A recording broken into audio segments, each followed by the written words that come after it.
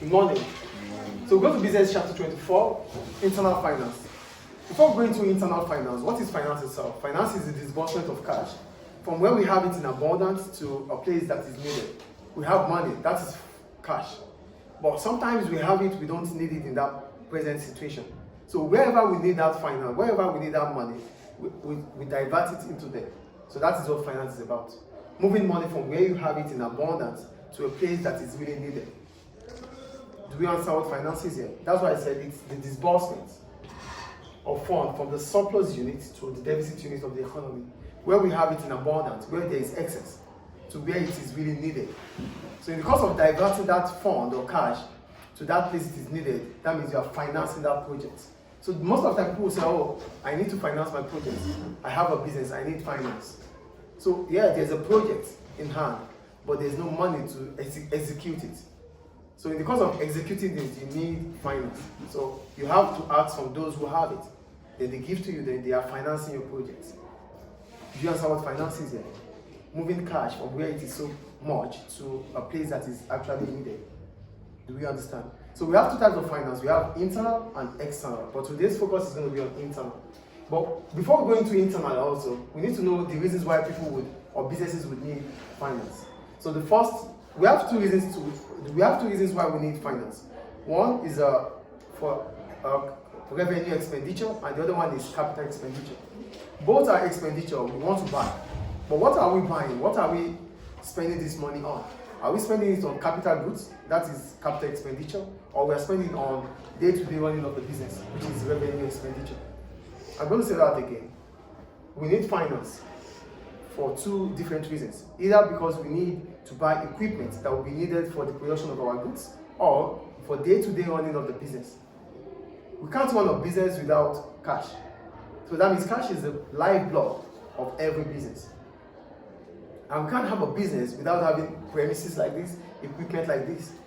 We need these things too. So when we spend on equipment, machinery, that means we are spending on capital equipment. That is capital expenditure. But when we have to spend on wages, on salaries, stationery, these are transportation, electricity, these are day-to-day running of the business. So they are called revenue expenditure. So the two reasons why we need finance is capital and revenue. Do you understand the point here, please?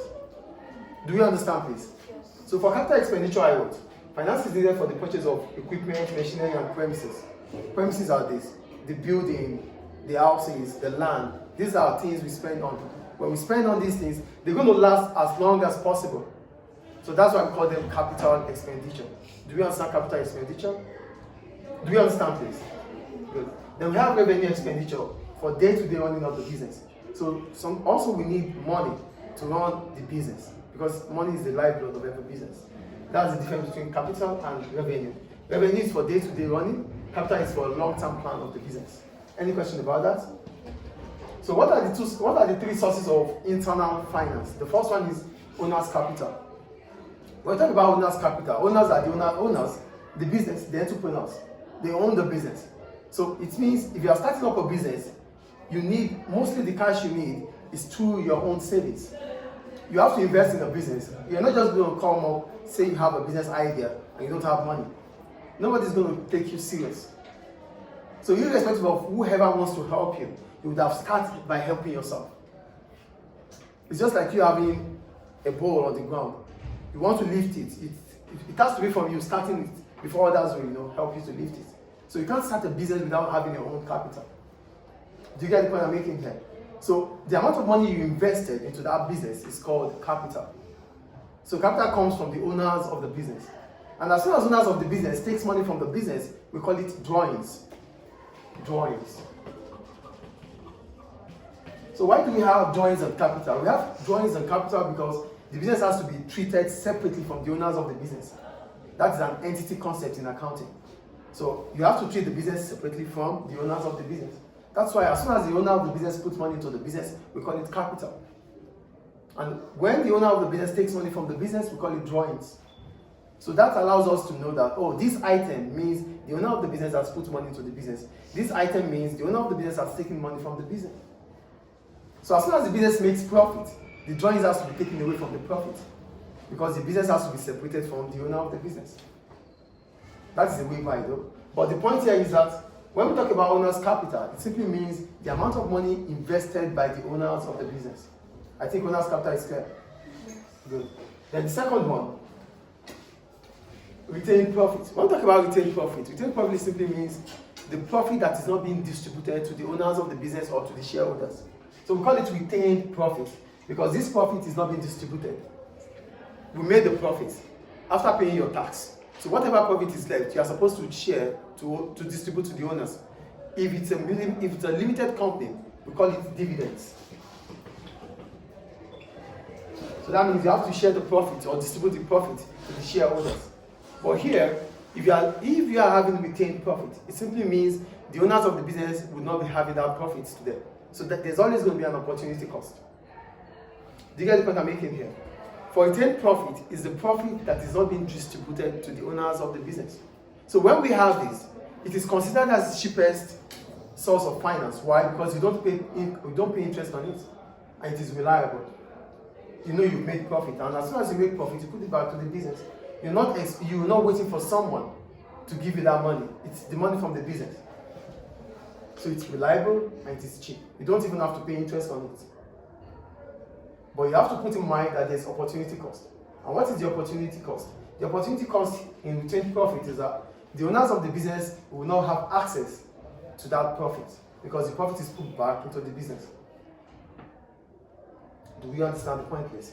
And the last thing to note about retained profit is that the business can keep it as long as it wants. So which means the business can put the retained profit in a bank and to make interest on it as a fixed deposit, FD. A fixed deposit is a term deposit, which allows you, which means you are unable to withdraw until the stipulated time. And the benefit of that is that you get interest on that profit, on that savings. It's different from your normal saving. When you save in the bank, you can withdraw at any point in time. But when it comes to FD, it has maybe 3 months, 6 months, 1 year or more. You can only withdraw at the date stipulated in the contract. So which simply means a business might have a retained profit that it is not going to use presently. It might keep it in the bank to make interest out of it. Do we understand retained profit here? Any questions about retained profit? And the last one, sales of assets. When we talk about sales of assets, it simply means sales of unused assets. You can't have, this is a school. The school will not sell these things now because it's using it. But if it has some that is not using anymore, or their economic life, or it's depreciating, so the business can sell. So for sale of assets, it simply means the business is sourcing for finance or sourcing for income through the resources it has already, existing resources. Like motor vehicle, equipment, machinery. So these things can be sold to raise money.